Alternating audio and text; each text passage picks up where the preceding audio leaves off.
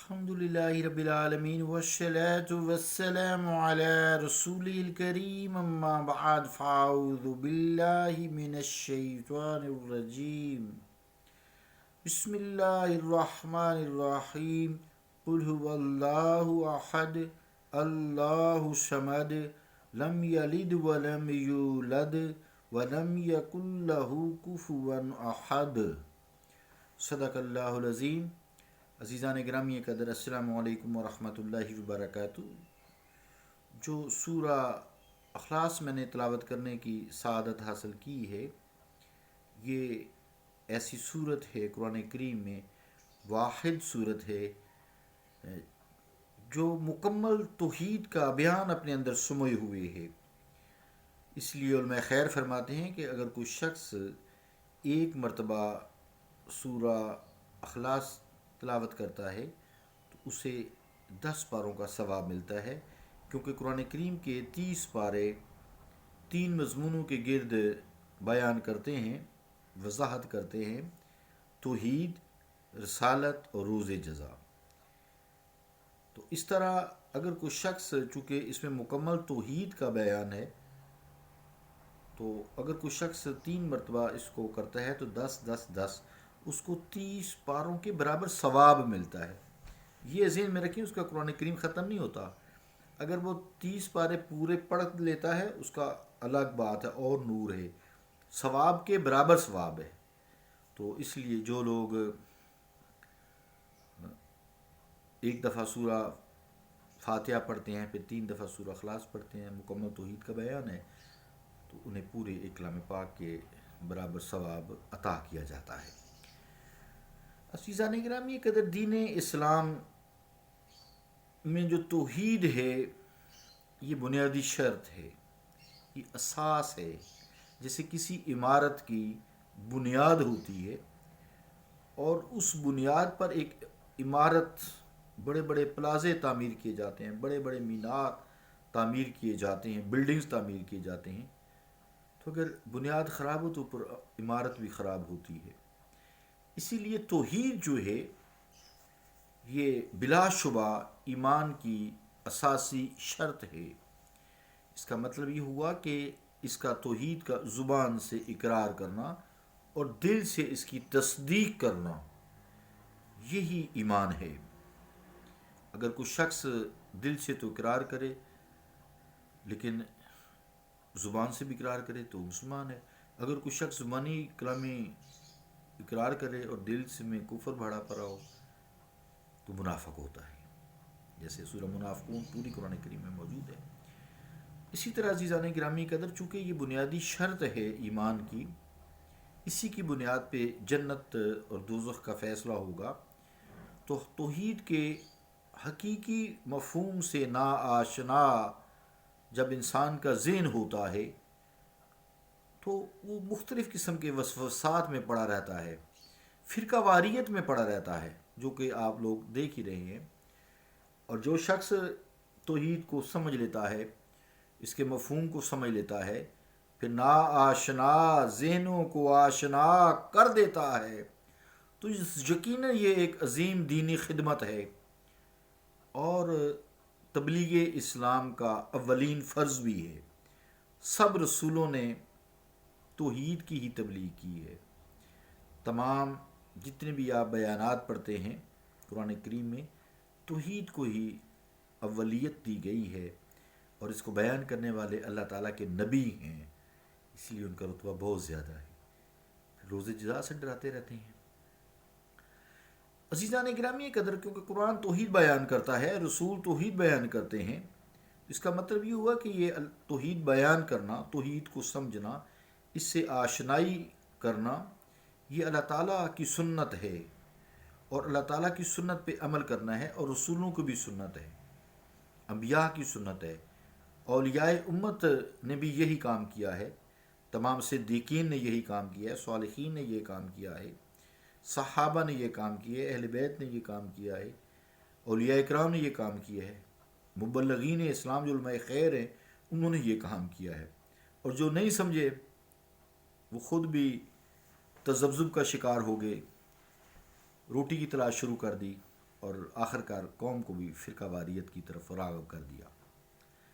بہرحال افسوس ہوتا ہے اس بات کا کہ آج کل مبلغین غیر اسلامی ممالک میں اس قدر سرگرم عمل تبلیغ میں مصروف ہیں جس قدر وہ اسلامی ممالک کے سادہ لوگ عوام کے سر پر سوار نظر آتے ہیں۔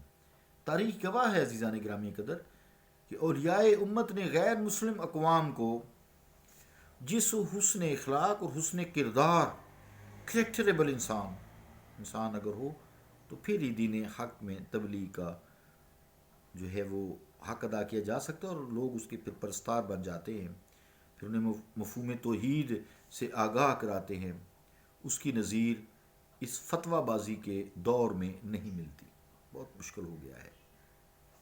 مسلمان تو مسلمان، انہوں نے مشرکین کے لیے بھی حتی المقدور ایسے الفاظ کے استعمال سے علماء خیر نے، اولیاء اکرام نے، انبیاء نے اجتناب کیا ہے، لیکن افسوس، تاکہ ان کی دل آزاری نہ ہو کفار کو بھی، لیکن افسوس کہ آج مسلمان ہی ایک دوسرے کو کافر کہتے ہیں۔ افسوس سے بات کی، بہت افسوس، دلی دکھ سے یہ میں نے بات کی ہے، وہ بھی کافر، وہ بھی کافر، وہ بھی کافر، وہ گستاخ رسول، وہ گستاخ، افسوس کے ساتھ بات کی ہے۔ بہرحال عزیزان گرامی قدر، کسی کی دل شکنی بھی نہیں کرنی چاہیے۔ یہی وجہ ہے کہ تاریخ اسلام کے اوراق میں اولیاء امت کی ساری کوششیں مسائی جمیلہ کے سنہری نقوش آج بھی سنہری ستاروں کی طرح سنہری نقوش چمک دمک کر رہے ہیں، ٹمٹما رہے ہیں، جیسے ستارے ٹمٹماتے ہیں نا، ایسے وہ آج بھی روشنی دے رہے ہیں۔ لفظ توحید کی رٹ لگانے اور ایک اچھے بھلے مسلمان کو کافر کہنا جو کلمہ گو ہے، پھر اس پہ فتویٰ داغنا، پھر فتویٰ داغتے ہی چلے جانا، پھر اس مرض کو متعدی بنا لینا، اپنی اولادوں میں بھی یہی کرنا، اپنے پیروکار میں کرنا، یہ کوئی دین اسلام کی خدمت نہیں ہے، دین اسلام کی خدمت نہیں ہے۔ پہلے ایسے نام نہاد جو مدعیان توحید ہیں ان کو خود سوچنا چاہیے، کیا آیا انہیں توحید کے لفظ کا مطلب ہی پتہ ہے یا نہیں پتہ، یا ایسے ہی رٹ لگا لی ہے طوطے کی طرح، معافی کے ساتھ۔ عزیزان گرامی قدر، مناسب معلوم ہوتا ہے کہ کچھ دیر کے لیے نا اس مسئلے کو بھی زیر بحث لایا جائے، اس لیے میں نے آج اس کی گفتگو کی تمہید باندھی ہے۔ اس توحید کے لفظ کو سمجھنا چاہیے، یہ کس زبان کا لفظ ہے، اس کے لغوی معنی کیا ہیں، اور اس کے کون سے معنی توحید خالص کے قریب تر ہے۔ جیسے کل میں نے علم الاعداد کی بات کی تھی نا، تو آئیے سمجھتے ہیں۔ توحید عربی زبان کا لفظ ہے، توحید عربی زبان کا لفظ ہے، اور اس کے معنی ہوتے ایک کرنا۔ توحید کے معنی کیا ہے؟ ایک کرنا، مراد یہ جو 2 3 ہوں، 4 ہوں، 5، ان کو ایک کرنا۔ توحید کے لغوی معنی جو ہیں اس کا مطلب ہوتا ہے، عربی کا لفظ ہے، ایک کرنا کے ہوتے ہیں۔ اب سوال یہ ہے کہ جو مدعیان توحید ہیں، کیا انہوں نے خدا کو ایک کیا ہے؟ استغفر، کیا پہلے خدا ایک نہیں تھا؟ دیکھیں سوچنے والی بات۔ قل هو اللہ احد، مصطفیٰ فرما دیجئے کہ اللہ ایک ہے، اللہ صمد، اللہ بے نیاز ہے، لم یلد ولم یولد، نہ اس نے کسی کو جنا نہ وہ کسی سے جنا گیا ہے، ولم یکن لہ کفوا احد، اور اس کا کوئی ہمسر نہیں۔ تو مراد جو ایک نہیں ہوتا اس سے پھر آگے سارے سسٹم ہوتے ہیں نا، تو اللہ تعالیٰ کے تو ایسے سسٹم نہیں ہے۔ تو سوال یہ ہے کہ یہ جو روز رٹ لگاتے ہیں کہ انہوں نے خدا کو ایک کیا ہے، بھئی توحید کا عربی میں لفظی جو معنی ہے، مفہوم ہے، وہ تو یہی ہے۔ بحمد اللہ تعالیٰ مانتے ہیں ہم لوگ، توحید ہی اسلام کی بنیادی اساس ہے، بیسک یونٹ ہے یہ۔ اب معنی سمجھے بغیر توحید کی رٹ لگانا، یہ کوئی دین کی تبلیغ نہیں ہے۔ اس سے فائدہ بھی کیا ہے؟ لوگ گمراہ ہو جائیں گے۔ اچھے بھلے مسلمانوں کو توحید کے لفظ پر گمراہ کہنا، بے ہدایتہ کہنا، مشرک کہنا، بدعتی کہنا، یہ کوئی دین اسلام کی عزیزان گرامی قدر خدمت نہیں ہے۔ تو لفظ توحید کا جو مادہ اشتقاق ہے وہ وحدت ہے، وحدت، قل هو اللہ احد، جس سے واحد نکلتا ہے، وحدت سے واحد نکلتا ہے، اور اس کے معنی ایک کے ہوتے ہیں، ایک۔ علم العادات اور ریاضی جو میں نے کل بھی بات کی تھی، اس کے مطابق جو واحد ہے نصف الاسنین ہے، نصف الاسنین ہے، واحد نصف الاسنین ہے، یعنی مراد یہ ہے کہ دو کے آدھے کو ایک کہا جاتا ہے، آدھا جمع آدھا ایک۔ علم العداد ہے، ریاضی ہے، عام بچہ بھی سمجھ لیتا ہے، آدھا آدھا ایک، چونکہ اس کا مطلب جو عربی والے کرتے ہیں وہ نصف الاسنین کرتے ہیں، یعنی آدھے کا، یعنی آدھا آدھا، نصف الاسنین وہی ہوگا نا کہ دو آدھے ہوتے ایک آدھا ہوگا۔ تو اگر واحد کے یہی معنی لیے جائیں تو پھر یہ تسلیم کرنا پڑے گا، نعوذ باللہ نعوذ باللہ نعوذ باللہ، استغفر اللہ استغفر اللہ استغفر اللہ، کہ خدا دھوکہ دے، استغفر اللہ، بری بات ہے یہ تو، ایسی بغیر سمجھے پھر توحید کی رٹ نہیں لگانی چاہیے، اس کو سمجھنا چاہیے۔ حالانکہ یہ معنی مفہوم توحید کے سراسر منافی ہے، اور کوئی جو موحد ہے وہ اعتقاد بھی نہیں رکھتا، وہ ہے تو مسلمان ہی ہے نا بھائی، جو بھی فتوے دیتا ہے یہ جو روڈر لگاتا ہے، ورنہ اگر وہ یہ یقین کرے گا تو اس پہ تو وہ کافر قرار دیا جائے گا۔